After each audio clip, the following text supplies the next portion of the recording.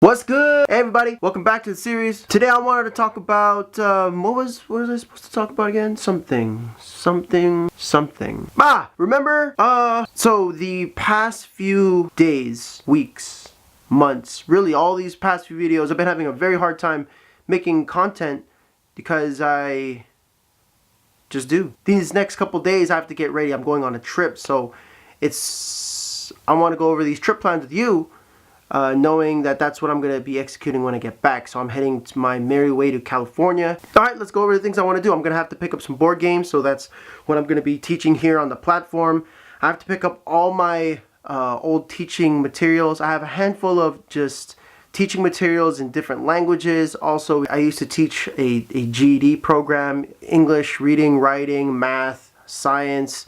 I'm going to be teaching it on a different platform, so that's going to be an awesome other network that I'm going to be working on. Be creating a podcast, so that's going to all come down to the people that I'm going to be collaborating with when I connect with folks on the US side. I'm going to go over there to update my visa status, because last week I received my work permit, my certificate of eligibility, so next week I'm going to be processing that paperwork at a Japanese embassy in order for me to work legally in the country of Japan. So that's going to be really exciting, and I get to teach here and I get to continue teaching online. So those who are following me in teaching English, I'm going to be continuing my all my how-to videos on this channel. I'm also going to be teaching a handful of other languages, especially continuing the French, Japanese. I'm going to be teaching also sign language. It's going to be quite exciting on the platform. What's really exciting is that I have a handful of friends that I want to meet up with, connect with, and it's all going to have to start with my friend Abe, who I'm going to meet tomorrow. It's his birthday. I think it's today. I believe it's today, tomorrow, but we're celebrating tomorrow, and that's just going to be a vlogging, just kind of something very simple. I'm finding an excuse to go outside. Past like 2 days it's been just flooded, raining all over the place. And in this morning there's a Mount Shinmo volcanoes down in the southwest region erupted. And I was, you know what, I should go outside and enjoy the sun. And as you can see, I am lunking a lot of gear on me. I have my backpack, and then I have my camera bag. The preferred method of travel in Japan is by bus, by train. And because of that, you don't have a car, and because you don't have a car, you can't put your stuff in, like, let's say the trunk, or keep it in your car. My observation and personal preference, I noticed a lot of people carrying a backpack because that's just how you carry your stuff around. I've always carried my camera bag separately. It's always been that way. And here in Japan, I've had a backpack to carry just like my normal everyday things. I used to carry items in my pockets, but because I take the bus and train, I increase the risk of me dropping these items just purely because I stand up and sit down and stand up and sit down. I've been very clumsy and I've dropped a lot of my items. I'm pretty sure I'm not the only one who does that, or who has ever done that. So I keep everything that were to be in my pockets in my bag. I'm just trying to find an excuse to go to the park. It's not too far from here. Summer humidity is kicking up and it's starting to get kind of sticky. But let's see if I can get to this park on time, enjoy some of the breeze while we still got it.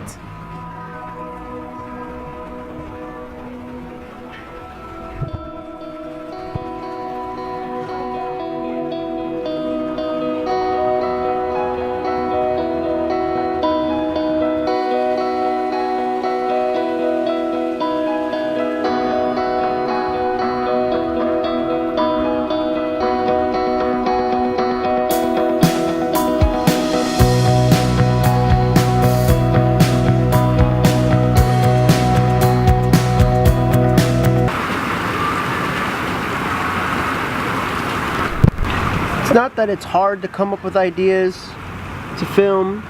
You know, I sit here, or all the other times I'm sitting around thinking about what to film on that day. So it takes an earthquake and a volcanic eruption for me to go outside. Don't let that deter you from going outside.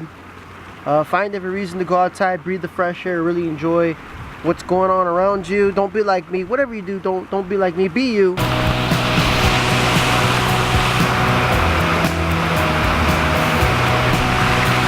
So there's these skittering water bugs on the water. Let me see if I can show you.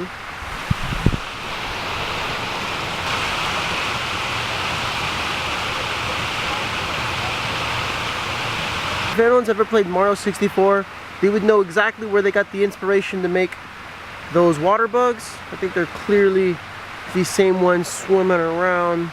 Anyways, the point I'm trying to make is that I'm trying to collect as many ideas as possible, then execute them. I am coming up on a big trip in the next couple days, so I'm trying to collect some ideas and get ready for them. It's funny, I have to review my own video to remind myself what I'm supposed to be talking about in this video. Oh my god. And that's what I try to cultivate when I'm out here trying to make videos, when I'm out trying to make teaching tools, teaching tips, and fostering my ability to learn and teach. There's also a lot of things I have in the back burner. I have a couple documentaries that I want to create and share. If anyone hasn't seen my documentary, please go ahead and take that a peek. Shared it. I'll share a link somewhere up here. And hopefully, because of this creative process, I feel that you can learn how to do your own process too. For anybody else out there who's having a time that's trying to learn how to make YouTube videos, trying to learn how to be more comfortable in front of the camera, talking to a lens. I'm gonna start to imagine like I'm talking to a friend, somebody that matters to me, which is gonna be tomorrow's topic when I go visit Abe. So it's gonna be something special. Hope you guys tune in for it. And I think it's time for me to go home. Let me shoot some B-roll of this nice little park here, and head back home.